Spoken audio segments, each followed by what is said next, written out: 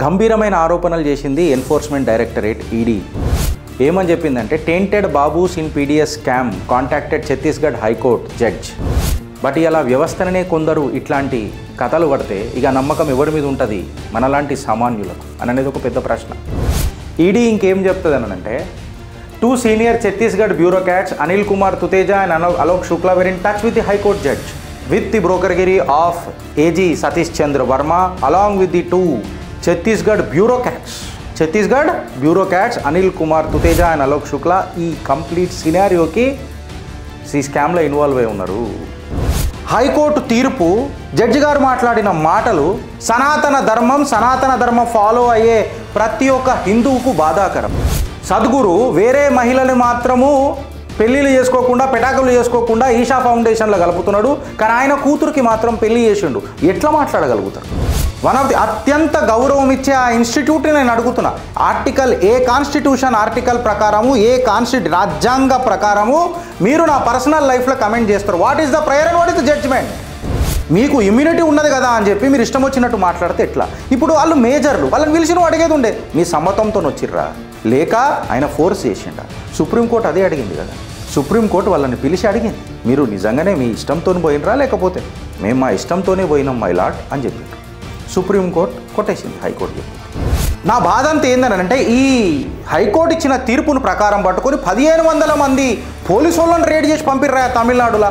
అంటే మీకు ఎక్కడ పోయినా సనాతన ధర్మంకి ఎవరికన్నా రెస్పెక్ట్ ఇస్తున్నా, నా ధర్మానికి ఏదన్నా ఒక చైతన్యం కలుగుతున్నా, నా ధర్మాన్ని పక్కన ఎవడన్నా నిలబడ్డా ఆ సంస్థను, ఆ మనిషిని, ఆ ఆలోచనని తొక్కేయాలా?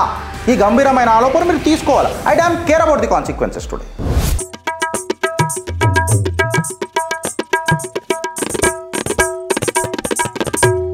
చర్యల కొంచెం గంభీరంగా ఉంటుంది, మీ ఎక్స్పెక్టేషన్స్లో కొంచెము భిన్నంగా ఉంటుంది.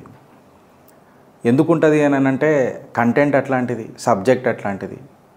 ఎవరిని నమ్మాలా ఎవరిని నమ్మొద్దు అనే అంశం కంటే అసలు ఎవరిని నమ్మొద్దు జిందగీలా అనేది ఒక ఏమంటారు ఒక స్లోగన్ కాకుండా ఒక మన జీవిత శైలి అయిపోవాలని అనిపిస్తుంది కలియుగంలో. కలియుగం అనే పెద్ద పెద్ద ఫిలాసఫికల్ మాటలు మాట్లాడి వేస్ట్. కానీ ఈ రోజులలో ప్రవచనాలు చెప్పనీకనైతే మనం రాలే, ఆబ్వియస్గా మనం పాలిటిక్స్ మాట్లాడుకోనికి వచ్చినాం. కాబట్టి ఈ రోజులలో నడుస్తున్న కథలు కహానీలు మనం ఇట్లా తీసి చూస్తే ఊహకు అందని అంచనాలు, ఆ ఆచరణలు అయితే ఇంకా ఇక దాన్ని ఏం మాట్లాడాలో నాకు అర్థమవుతలేదు. నేను ఇక ఎగ్జాగరేట్ చేయదలుచుకోలే, డైరెక్ట్ టాపిక్లోకి పోతున్నా. చిట్టా నంబర్ 1 ఆఫ్ ద డే. గంభీరమైన ఆరోపణలు చేసింది ఎన్ఫోర్స్మెంట్ డైరెక్టరేట్ ఈడీ. నాకు తెలిసి ఇది September 7, 2024 వచ్చినట్టుంది. ఏమని చెప్పిందంటే tainted babus in PDS scam contacted Chhattisgarh high court judge. ED సుప్రీంకోర్టుకి తన నివేదన సబ్మిట్ చేసింది, తన అనాలిసిస్ సబ్మిట్ చేసింది, ఆ ఆరోపణలు సబ్మిట్ చేసింది. ఛత్తీస్గఢ్కి సంబంధించిన ఒక హైకోర్టు జడ్జు బెయిల్ పిటిషన్ దగ్గర కరప్షన్కి పాల్పడ్డాడు. ఈ మొత్తం కంప్లీట్ సినారియోని నడిపించింది ఒక అడ్వకేట్ జనరల్. ఆయన వాట్సాప్ చాట్స్ ఏమో దొరికినాయి అని చెప్తున్నారు. ఛత్తీస్గఢ్కి చెందిన అడ్వకేట్ జనరల్ జడ్జితో బ్రోకర్గిరి చేసి జడ్జికి లంచం ఇచ్చిండు అని చెప్పి ఎన్ఫోర్స్మెంట్ డైరెక్టరేట్ గంభీరమైన ఆరోపణలు చేసింది. ఏం చేసింది అని మాట్లాడితే ఆధారాలతోనే మీ చిత్రగుప్త చెప్పింది కాబట్టి ఈరోజు కూడా నేను ఆధారాలతోనే చెప్తున్నాను. అందుకే వీళ్ళు ఎవరు నమ్మాలా అన్నది ఒక పెద్ద కన్ఫ్యూజన్ క్రియేట్ అయిపోయింది. ప్రతిసారి నేనే చెప్తుంటా, ఒక వ్యవస్థని నమ్మొచ్చు మనం, బట్ ఇలా వ్యవస్థనే కొందరు ఇట్లాంటి కథలు పడితే ఇక నమ్మకం ఎవరి మీద ఉంటుంది మనలాంటి సామాన్యులకు అనేది ఒక పెద్ద ప్రశ్న. ఈ ప్రశ్నని కొంచెం చీల్చి చెండాడితే ఈరోజు stay tune with Chitragupt friends, stay tune with Chitragupt. Enforcement Directorate has told Supreme Court that Anil Kumar Tuteja and Ashok Shukla, 2 senior bureaucrats who are accused in Chhattisgarh's Nagrik Apurti Nigam PDS scam, we are in touch with the High Court judge who granted bail to Shukla in October 2019. The then Advocate General Satish Chandra Verma had been liaising between the two and the judge, ED has claimed. ఏదైతే పీడీస్కే scam ఛత్తీస్గఢ్లో ఉండేనో rice etcetera ఈ స్కామ్కి సంబంధించిన స్కామ్ల bail petition దగ్గర ఎవరైతే మన అనిల్ కుమార్ తుతేజ, అలోక్ శుక్లా ఎవరైతే ఉన్నారో వారికి ఎవరైతే బెయిల్ దొరికిందో దీనికి బ్రోకర్గిరి చేసింది ఎవరో కాదు, అడ్వకేట్ జనరల్ సతీష్ చంద్ర వర్మ అని చెప్పి చెప్తున్నారు. ఈడీ ఇంకేం చెప్తుంది అంటే 2 senior Chhattisgarh bureaucrats, Anil Kumar Tuteja and Alok Shukla, were in touch with the High Court judge, Justice Arvind Kumar Chandal. Justice Arvind Kumar Chandal with the brokergiri of AG Satish Chandra Verma along with the 2 Chhattisgarh bureaucrats Anil Kumar Tuteja and Alok Shukla ఈ complete సినారియోకి ఈ స్కామ్లో involve అయి ఉన్నారు, ఈ కరప్షన్లో involve అయి ఉన్నారు అని చెప్తున్నారు. ఈ జడ్జి ఎవరైతే ఉన్నారో పాట్నా హైకోర్టుకి ట్రాన్స్ఫర్ కొట్టిండ్రు. ఆయన ట్రాన్స్ఫర్ కొట్టే కంటే ముందు యాంటిసిపేటరీ బెయిల్ శుక్లాకు అక్టోబర్ 2019 ఇచ్చేసి ఎవరైతే శుక్లా ఇంకా తుతేజ అని ఎవరైతే ఉన్నారో వాళ్ళకి ఇచ్చేసి వెళ్ళిపోయిండ్రు అని చెప్పి ఒక గంభీరమైన ఆరోపణలు ఉన్నాయి. ఇవాళ biodata of the judge's daughter son in law sent to Tuteja. Judge గారి ఎవరైతే కూతురు ఉన్నారో వాళ్ళ అల్లుడు గారు ఉన్నారో వాళ్ళ బయోడేటాని తుతేజకు పంపినరు, ఫేవరబుల్ యాక్షన్ తీసుకోమంటున్నారు అని ఈడీ చెప్తున్నది. ఇట్లాంటి గంభీరమైన ఆరోపణలు వచ్చినప్పుడు ఇక నమ్మేది ఎవరిని? జ్యుడిషియరీ పొరగల్ల మజాక్ అయిపోయిందా? అడ్వకేట్ జనరల్ ఇట్లాంటి బ్రోకర్గిరి చేస్తున్నాడు అని అంటే ఇంకా నమ్మేది ఎవరిది? ఇమ్యూనిటీ అనే పేరుతోని ఇవాళ సామాన్యులకు ఒక నమ్మకాన్ని కలిగించే జ్యుడిషియరీ ఇట్లాంటి గంభీరమైన ఆరోపణలు తన వైపు మరలుతున్నది అని అంటే ఒక సామాన్యుడు మీరు ఇచ్చే తీర్పులను ఏ వరకు నమ్ముతాడు అన్నది ఒక పెద్ద ప్రశ్న. దీనికి సుప్రీంకోర్టు ఘాటుగానే స్పందిస్తూ ఈ ఛార్జెస్ ఏవైతే మీరు పెట్టినరో దీన్ని కంప్లీట్గా మేము చూస్తాము అని చెప్పి వాళ్ళు మాట్లాడడం జరిగింది. దాని తర్వాత జెఠ్మలానీ ఎవరైతే అడ్వకేట్ ఉన్నారో ఆయన ఏమన్నాడంటే, Jethmalani said that the then AG of the state participated in the perpetration of the fraud and facilitated grant of the bail in subversion of the established judicial process. ఒక దిగ్గజ అడ్వకేట్ జెఠ్మలానీ అడ్వకేట్ జనరల్ ఇది సాక్షాత్తు చేసుడు, corruption ఛార్జెస్ల జడ్జికి పాలు పంచుకోవడము ఇదొక దురదృష్టకరం అని చెప్పి వార్త. ఇప్పుడు నా క్వశ్చన్ ఏంటంటే ఫ్రెండ్స్, టైమ్స్ ఆఫ్ ఇండియాలో ఈ కథనం వచ్చింది, ఏడనో ఒక మాలుబూలు ప్రాంతాన్ని వచ్చింది. ఇది మన కంటికి కనబడలే, 7 September అప్పుడు సంథింగ్ లైక్ దాట్ వచ్చింది. ఇది నేను అడుగుతున్నా ఏంటంటే, ఒకటైతే 5th August వచ్చింది, సెప్టెంబర్లో కూడా వచ్చింది, మనం ఆగస్టులో కూడా రోజు పేపర్ చదువుతాం, సెప్టెంబర్లో కూడా రోజు పేపర్ చదువుతాం. ఇది మన కంటికి కనబడలే. నేనేమంటున్నానంటే, ఇంత పెద్ద గంభీరమైన news and the department and the agency or the institute ఏదైతే ఒక న్యాయ వ్యవస్థను కాపాడాలని అనుకుంటుందో ఇది ఆ న్యాయ వ్యవస్థను తుంగలు దొక్కే ప్రయత్నం చేస్తున్నప్పుడు ఆ వ్యవస్థని ఎట్లా నమ్ముతాం? లిట్మస్ టెస్ట్ అని అంటాం. కోర్టులే చెప్తాయి కదా, 100 మంది దోషులు తప్పించుకున్న ప్రాబ్లం లేదు, కానీ ఒక్క నిర్దోషికి కూడా శిక్ష పడద్దు అని చెప్పి మాట్లాడిన మాటలు ఇవాళ ఏమవుతున్నాయి, ఎక్కడ దాకా పోతున్నది అన్న పెద్ద పెద్ద ప్రశ్నలు వస్తాయి. ఈడికి ఆగిపోయిందా మ్యాటర్ అని అంటే ఈడికి ఆగలే.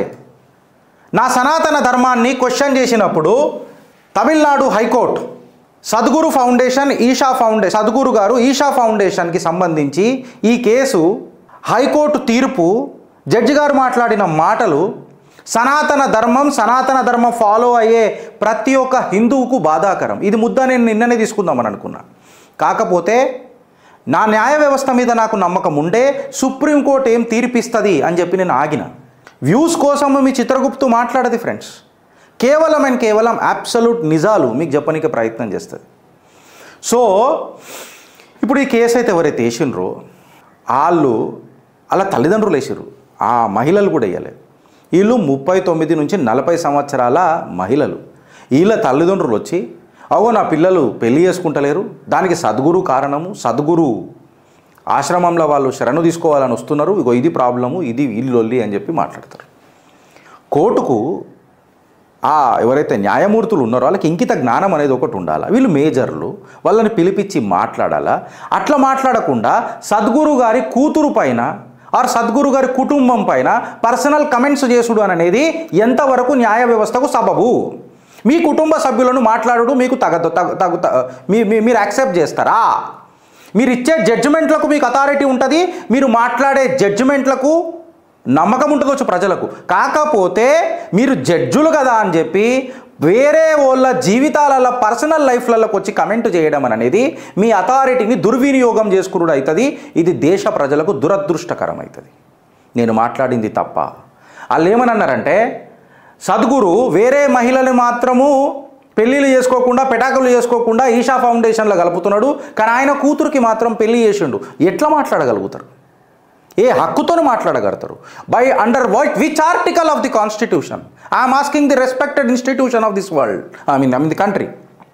I'm sorry, one of the అత్యంత గౌరవం ఇచ్చే ఆ ఇన్స్టిట్యూట్ని నేను అడుగుతున్నా.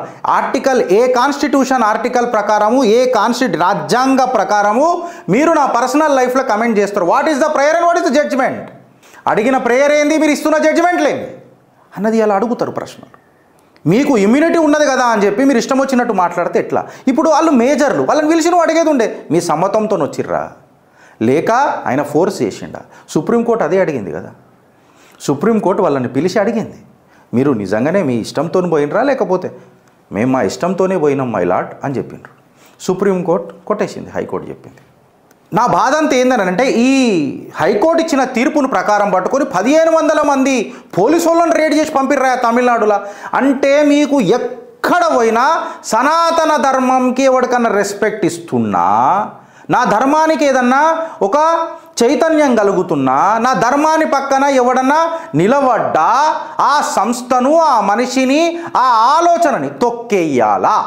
ఈ గంభీరమైన ఆలోచన మీరు తీసుకోవాలి. I don't care about the consequences today. ఏమైతే ఉంటే ఉంటాం, పీక్తే వీక్తాం. మిమ్మల్ని ఇప్పుడు నేను ఏం చెప్తున్నానంటే my lord, authority is given to you. I repeat, authority is given to you to direct justice, not dictate justice. And Chandrachud గారు అన్న మాట మీకు చెప్తున్నా, ఇయాలటి అత్యున్నత చీఫ్ జస్టిస్ ఆఫ్ ఇండియా అన్న మాట చెప్తున్నా. Dissent is a right of democracy అని మాట్లాడిండు ఆయన. డెమోక్రసీని కాపాడడానికే డిసెంట్ ఉంటుంది, బరాబర్ ఉంటుంది. అది మీరు అందులో స్పెషల్ కేటగిరీలు కాదు. ధర్మాన్ని దగ్గరకు వచ్చినప్పుడు ఎవరైనా ఎంత తోడైనా. నేను ఈ మాట ఎందుకు మాట్లాడుతున్నానంటే అపర్ణ అండ్ ఇక పేర్లు తీసుకొని మాట్లాడుతున్నా. పిఎఫ్ఐ వాళ్ళు వచ్చి తీసుకొని పోయి కౌన్సిలింగ్ సెంటర్లలో పెట్టినప్పుడు మళ్ళీ ఆ రోజు కోర్టులు సుమోటోగా ఎందుకు తీసుకోలేదండి? ఒక బిషప్ ఒక నన్ని రేప్ చేసిండ్రు అని చెప్పిన తర్వాత అవి పెద్ద పెద్ద ఇష్యూలు అయిన తర్వాత ఎందుకు తీసుకోలేదండి?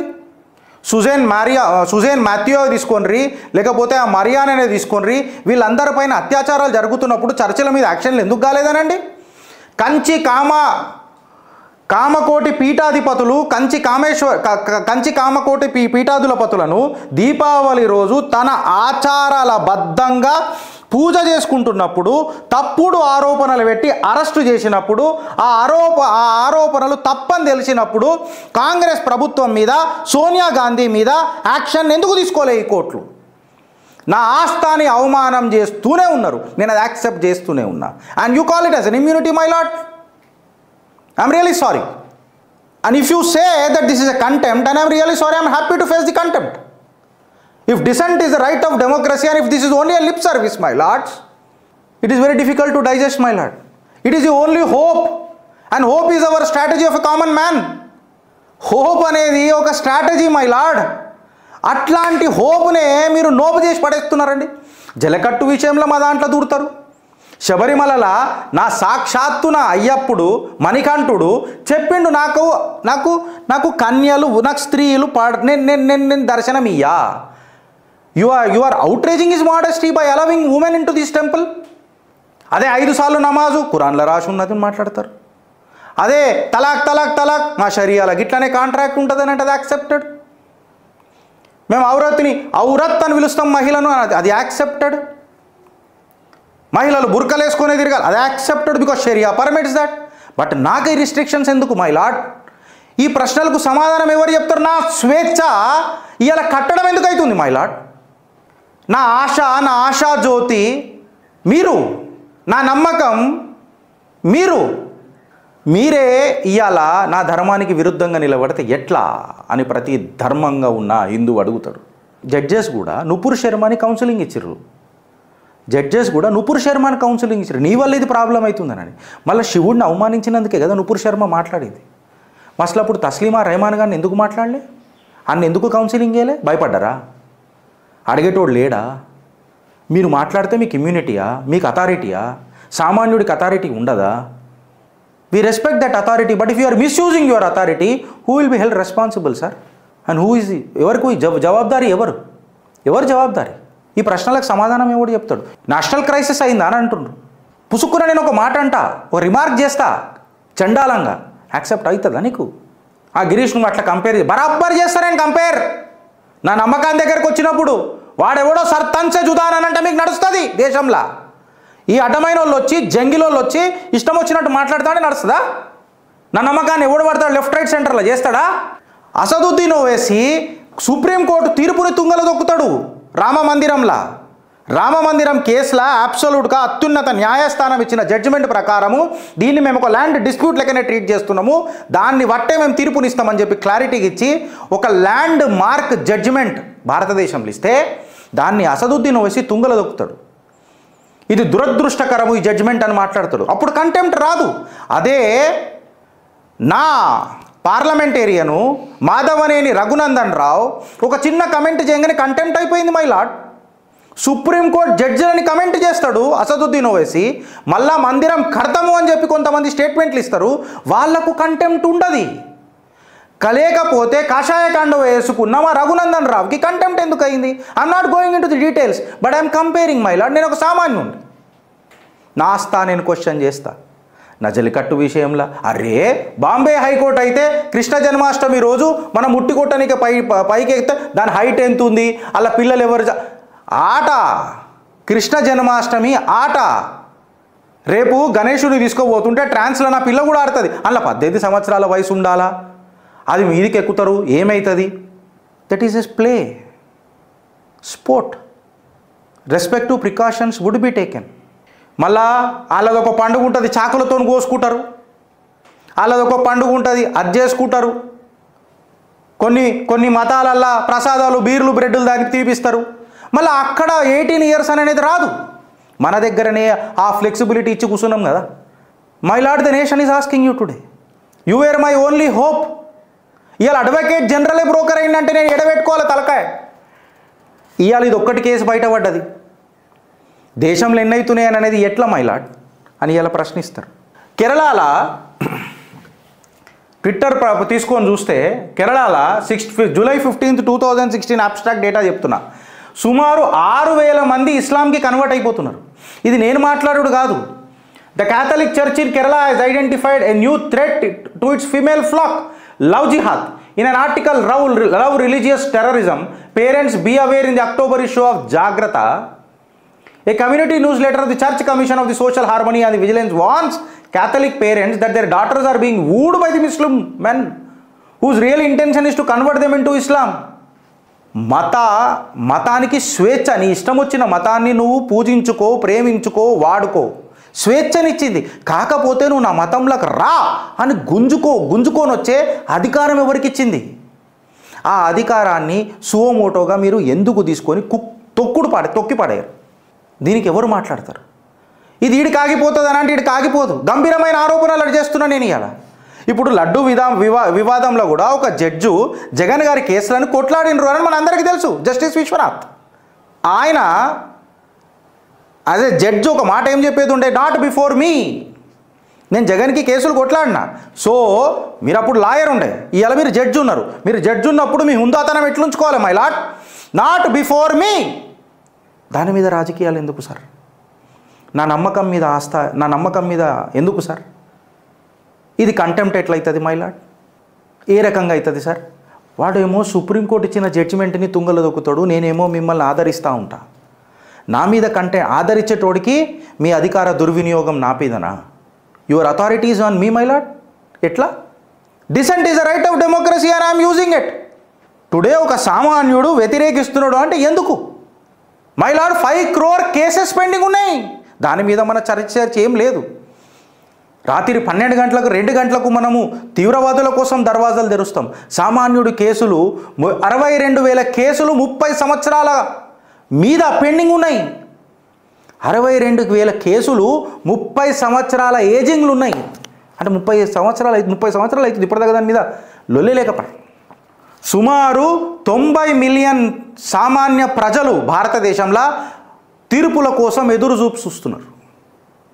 90 మిలియన్ భారతీయులు కేసుల కోసం ఎదురు చూస్తున్నారు. 2010లో ఉమ్మడి ఆంధ్రప్రదేశ్ ఉన్నప్పుడు justice VV Rao of Andhra Pradesh ఆయన ఏమన్నారంటే, పెద్ద మనిషి, అగర్ అన్ని కేసులు ఖతం కావాలని అంటే, clear all the millions of pending cases ఖతం కావాలంటే 320 సంవత్సరాలు అవుతుందని అన్నాడు. ఎన్ని జన్మలు ఎత్తాలి మైలాడ్ నా పంచాయతీ ఖతం చేయనికి? ఇప్పుడు నేను ఈ మాట మాట్లాడుతున్నప్పుడు ఒక్కొక్కటి వస్తుంది. ఏందనంటే, అబ్స్ట్రాక్ట్ డేటా నేను 2016ది తీసుకున్నా. 2024ది ఏమున్నదో నాకు తెలియదు, నాకు టైం దొరకలేదు, నేను తీయాలి, తీస్తా. సుప్రీంకోర్టులో 31 మంది ఉండాలా, 26 మందే ఉన్నారు. 2016 డేటా మాట్లాడుతున్నాను, ఇప్పుడు నాకు సంగతి తెలియదు. హైకోర్టులల్లో 1079 ఉండాలా, 615 ఉన్నారు. డిస్ట్రిక్ట్ సబ్ జడ్జ్ కోర్ట్స్లలో 21,017 ఉండాలా, 16,851 ఉన్నారు. ఇప్పుడు ఎట్లున్నదంటే పరిస్థితి, despite the law commission and the supreme court recommendations ఏందనంటే 50 జడ్జెస్ పర్ మిలియన్ పీపుల్ ఉండాలా. ఎంత ఉండాలి ఫ్రెండ్స్? ఇది నేను మాట్లాడతలేను, గిరీష్ దారామోని మాట్లాడతలేడు, చిత్రగుప్త మాట్లాడతలేడు. As per the law commission and the supreme court recommendations ప్రకారము 50 జడ్జెస్ పర్ మిలియన్ పీపుల్. ఇవాళ only 17 judges per million people. ఇప్పుడు ఇది క్వశ్చన్ అడగా, ప్రభుత్వం రిక్రూట్ చేస్తలేదు, మేము పంపిస్తున్నాం. జ్యుడిషియరీ ఇదే మాట మాట్లాడుతుంది, మేము పంపిస్తున్నాము, కేంద్ర సర్కార్ వాళ్ళని అపాయింట్ చేస్తలేదు. మై లార్డ్, నేను ఒకటే క్వశ్చన్ అడుగుతున్నా, ఏందనంటే ఇలా ఛత్తీస్గఢ్ది బయటపడను ఎన్నో ఉంటాయి. మనం రేప్ కేసుల మీద కూడా అట్లనే మాట్లాడతాం.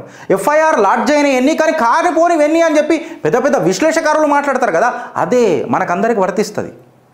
ఇప్పుడు ఇక్కడ సొల్యూషన్ ప్రాబ్లంకి ఏందనంటే, మళ్ళా మీరు రాసి పంపించిర్రు ఈ జడ్జిలను అపాయింట్ చేయమనని. కేంద్ర సర్కార్ 2-3 సార్లు చెప్పింది, వీళ్ళ మీద కొన్ని ఛార్జెస్ కనిపిస్తున్నాయి, మా ఎంక్వైరీలా జర మంచిగా లేవు, గంభీరమైన ఆరోపణలు ఉన్నాయి, వీళ్ళని మళ్ళీ ఆ కుర్చీలలో కూర్చోబెడితే కుర్చీ మడత పెట్టి ప్రజలకు ఏమవుతుంది అని చెప్పి మాట్లాడుతుంటే, మేము చెప్పినాం మీరు చెయ్యాలి. ఎట్లా ఫిలప్ అవుతాయి వేకెన్సీస్? న్యాయం చేసే వ్యవస్థ, న్యాయ వ్యవస్థనే భ్రష్టు వష్టిస్తుంది. ఎట్లయితుంది my lord? With due respect, who will answer these questions my lord? ఇప్పుడు ఛత్తీస్గఢ్ ఆరోపణ ఏదైతే జరిగిందో దాని మీద సుప్రీంకోర్టు చూస్తానన్నది. నేనేమంటా అంటే, మీ డిపార్ట్మెంట్ని మీరే చూస్తే దీని మీద న్యాయ వ్యవస్థ మీద ఎవరికి నమ్మకం ఉంటుంది? ఫర్ ఎగ్జాంపుల్, ఎలక్ట్రల్ బాండ్స్ల మీద మీరు ఇచ్చిర్రు తీర్పు. నేను ఇవాళ మిమ్మల్ని అడుగుతున్నా సార్, మీరు ఒక అటానమస్ ఎంటిటీ, ఒక ఇన్స్టిట్యూట్, ఒక నమ్మకమైన ఇన్స్టిట్యూట్ మీ మీద అత్యంత, అంటే అందరు ఇట్లా ఉన్నారని నేను అంటలేను మళ్ళా, బట్ ఆ కొందరు వల్ల ఇందరు బద్నామైతురు చూడు. చమత్కారి ఇన్స్టిట్యూట్ ఇలా బలత్కారి ఇన్స్టిట్యూట్ అయిపోతుంది అంటే భయం అవుతుంది కదా ఎవరికైనా.